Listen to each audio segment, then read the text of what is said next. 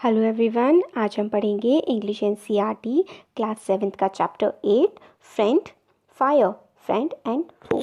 तो इस चैप्टर में फायर के बारे में बताया गया है, फायर की कैरेक्टरिस्टिक्स क्या होती हैं और वो हमारी दोस्त है या हमारी दुश्मन है। फ्रेंड का मतलब दोस्त होता है और फो का मतलब होता है दुश्मन।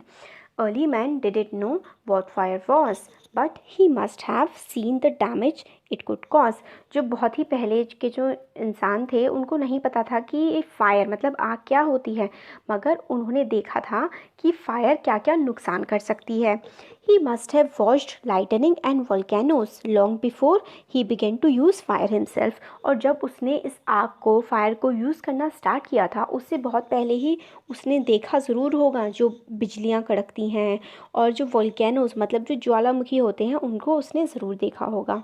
Fire was powerful and dangerous and he was frightened. जो आग होती है वो काफ़ी ज़्यादा ताकतवर होती है, काफ़ी ज़्यादा नुकसान भी पहुंचा सकती है, डेंजरस होती है और इसने इंसान को ज़रूर काफ़ी ज़्यादा डराया होगा। फ्राइटन का मतलब होता है डर जाना। Fire may have puzzled early man but we now know that the fire is the result of chemical reaction। जो पहले मानव थे, पहले आदमी होते थे, उनको ज़रूर फायर ने काफ़ी ज़्यादा उलझाया होगा। पजल होता है ना कि कोई चीज़ उलझन हो जाती है तो उसको बोलते हैं पजल हो जाना। काफ़ी पजल किया होगा कि जो फायर है इसका जो मतलब कैसे बनती है, मगर आज हमें पता है कि फायर रिजल्ट होती है केमिकल रिएक्शंस का। जब ऑक्सीजन के मॉलिक्यूल्स कंबाइन होते हैं कार्बन और हाइड्रोजन से तो एक केमिकल रिएक्शन होती है और जो फ्यूल प्रोड्यूस होता है उसकी वजह से फायर बनती है, आग बनती है। एनर्जी जो होती है वो energy in the form of heat and light is release in the process. और इस प्रोसेस में जो एनर्जी रिलीज़ होती है वो कैसे रिलीज़ होती है, गर्मी और चमक की फॉर्म में, हीट और लाइट की फॉर्म में। This is what we call fire और इसे हम फायर मतलब आग बोलते हैं। 3 things are needed to make fire. 3 चीज़ों की ज़रूरत होती है फायर को बनने के लिए। Fuel, oxygen and heat. Fuel मतलब कोई भी ईंधन, जैसे कि लकड़ी हो गई, पेट्रोल हो गया, बहुत सारी चीज़ें हो सकती हैं जो एज अ फ्यूल वर्क कर सकती हैं। घी भी एज अ फ्यूल वर्क करता है। ऑक्सीजन जो हमारी हवा में जो ऑक्सीजन प्रेजेंट होती है और हीट मतलब गर्मी। Wood, coal, cooking gas, petrol and some are examples of fuel. तो फ्यूल के एग्जाम्पल क्या क्या है, वुड हो गया, लकड़ी हो गई, कोल कोयला, कुकिंग गैस जो हम लोग गैस यूज़ करते हैं खाना बनाने के लिए, पेट्रोल जो गाड़ियों में पड़ता है, वो सब एग्जाम्पल होते हैं फ्यूल के। ऑक्सीजन हवा से आती है, that is why when you blow and smouldering paper it often burst into flame. और जैसे कि आपने देखा होगा कि कोई जलता हुआ पेपर है, अगर आप उसे फूंक मारते तो वो और तेज उसमें आग लगने लगती है क्योंकि उसको सारे के सारी चीज़ें अवेलेबल हो जाती हैं। क्या क्या, फ्यूल, फायर और ऑक्सीजन। फ्यूल, हीट और oxygen. The third thing needed to make fire is heat. Fuel and oxygen do not make fire by themselves or else a newspaper or a stick lying in the open would catch fire on its own। तो जो है ये fuel है, fuel हो गया और oxygen हो गया, खुद से ही नहीं चलती हैं, उनको जलने के लिए एक हीटिंग सोर्स भी चाहिए होता है। वरना तो जो न्यूज़पेपर्स पड़े रहते हैं और पेट्रोल रहता है उसमें ऐसे ही आग लग जानी चाहिए, है ना, ऐसा नहीं होता है क्योंकि एक हीटिंग सोर्स भी चाहिए होता है। To burn a piece of paper और wood a heat we heat it before it catches fire. हम उसको गर्म करते हैं जिस उससे पहले कि वो फायर को कैच करे, पकड़े फायर को। We generally do it with a light and match. हम उसे एक मैचेस की हेल्प से जलाते हैं। Every fuel has a particular temperature at which it begins to burn. हर फ्यूल का, हर ईंधन का एक टेम्परेचर होता है, उसी टेम्परेचर पे वो जलना स्टार्ट करता है और इस टेम्परेचर को हम कहते हैं फ्लैश पॉइंट या फिर Kindling temperature of the fuel. Kindling मतलब वो जिस टाइम पे जलता है और उसको फ्लैश पॉइंट भी हम कह सकते हैं। It is sometimes said that fire is a good servant but a bad master. एक आपने कहावत सुनी होगी, जैसे जो इलेक्ट्रॉनिक्स की चीज़ें भी होती हैं इनको भी बोलते हैं कि computer is a good servant but a bad master. ऐसे ही फायर होती है, एक अच्छी सेवक तो होती है मगर अगर वो आपकी मालिक बन जाए तो वो काफ़ी ज़्यादा नुकसान भी पहुंचा सकती है। It only means that the fire is very useful as long as it is kept under control. मतलब फायर तब तक ही बहुत ज़्यादा लाभदायक होती है जब तक उसको अपने कंट्रोल में रखा जाए। एग्जाम्पल दिया जाता है, हम लोग खाना पकाते हैं किससे, फायर की हेल्प से, और हम लोग एनर्जी भी जनरेट कर सकते हैं, मगर अगर ये आउट ऑफ कंट्रोल हो जाए तो ये काफ़ी ज़्यादा खतरनाक हो सकती है और हज़ारों घर और जंगल, बहुत सारी चीज़ों को ये जला सकती है, शॉप्स को, घरों को ईजिली जला सकती है अगर आउट ऑफ कंट्रोल हो जाए तो। Vast areas of forest also destroy animal और पीपल को भी मार सकती है।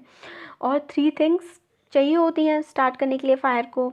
जो हमने अभी बात करी, in each of the 3 things needed for the burning is taken away. अगर इन तीनों में से कोई एक भी चीज़ हटा दी जाए, क्या क्या, ऑक्सीजन होता है एक, तो एक होता है फ्यूल होता है और हीट, और इन तीनों में से अगर एक भी चीज़ हटा दी जाए तो आग बंद हो जाती है।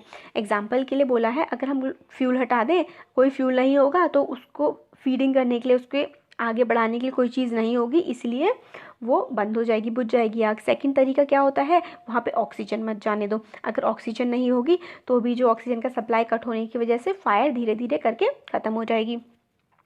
इसलिए हम लोग जो छोटी छोटी फायर्स होते हैं वो हम एक ब्लैंकेट डालकर भी उसको बंद कर सकते हैं, क्योंकि ब्लैंकेट डालने से ऑक्सीजन का सप्लाई ख़त्म हो जाता है। फिर क्या होता है, sometimes carbon dioxide is use to extinguish fire, it does not allow oxygen to reach the burning material. और हम लोग कार्बन डाइऑक्साइड की जो वो होते हैं ना, फायर सिलेंडर्स होते हैं, रेड रेड कलर के देखे होंगे आपने, उसमें कार्बन डाइऑक्साइड भरी होती है। तो कार्बन डाइऑक्साइड क्या करती है, अगर हम कार्बन डाइऑक्साइड डाल देते हैं तो वो ऑक्सीजन को आने नहीं देती, तो ऑक्सीजन की सप्लाई कट हो जाती है और आग बुझ जाती है। थर्ड वे क्या होता है फायर को रिमूव करने का, कि हीटिंग सोर्स को रिमूव कर दिया जाए। अगर टेम्परेचर जो है वो नीचे लाया जाए फ्लैश पॉइंट से। फ्लैश पॉइंट क्या होता है, फ्लैश पॉइंट होता है जिस पर्टिकुलर पॉइंट पे जाकर कोई चीज़ जल सकती है, आग लग सकती है, वो होता है flash point. Flash point heat की वजह से जनरेट होता है, तो अगर हीट को हटा दिया जाए तो फ्लैश पॉइंट भी नहीं पहुंच पाएगा और फायर बंद हो जाएगी। You blow a burning matchstick और a candle to put it out. और आप मतलब जैसे कि कोई जलती हुई चीज़ है उसको बंद कर सकते हैं, जैसे कि मैचस्टिक्स को बुझा सकते हैं अगर आपको फायर हटानी है।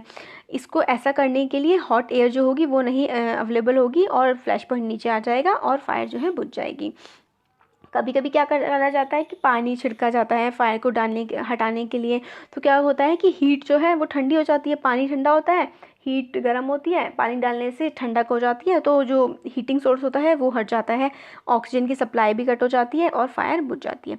मगर कुछ केसेस में हम लोगों को पानी नहीं डालना चाहिए, जैसे कि जब उस जगह पर ऑयल हो, तेल अगर हो वहाँ पर, तो हम लोग को पानी नहीं डालना चाहिए, क्योंकि जो ऑयल जो होता है वो पानी पर फ्लोट करने लगता है। ऑक्सीजन की सप्लाई, हीटिंग भी कम नहीं हो पाती पानी डालने से, क्योंकि ऑयल पानी पे फ्लोट करने लगता है। सारी की सारी कंडीशंस बनी रहती हैं और जो आग होती है वो और ज़्यादा तेज़ भड़क जाती है। तो ऐसे केसेस में हम लोगों को क्या करना चाहिए, हम लोगों को ऑक्सीजन की सप्लाई को कट करना चाहिए। और जैसे जो इलेक्ट्रिक शॉक्स होते हैं, इलेक्ट्रिक अप्लाइंसेस में भी कभी भी पानी नहीं फेंकना चाहिए, तो उससे भी हम लोगों को करंट लग सकता है। और इन टाइप के जो केसेस होते हैं, हमें इसमें कार्बन डाइऑक्साइड एक्सटिंग्विशर जो है उसका यूज़ करना चाहिए जब भी किसी इलेक्ट्रिक अप्लायंस में आग लगी हो तब। और हम लोग मिलियंस ऑफ रुपीज़ खर्च करते हैं हर साल फायर से लड़ने के लिए, and we spend more trying to find new ways of preventing fires from happening and getting control of. और हम पैसे खर्च करते हैं कि हम लोग नए नए तरीके खोज सकें जिससे कि हम फायर्स को होने से रोक सकें। On the whole, we have learned rather well to control fire and to put it to good use in our everyday life. तो मतलब अगर पूरी तरीके से कहा जाए तो हमने सीख लिया है कि किस तरीके से फायर को कंट्रोल किया जा सकता है और उसको एक अच्छी तरीके से यूज़ किया जा सकता है।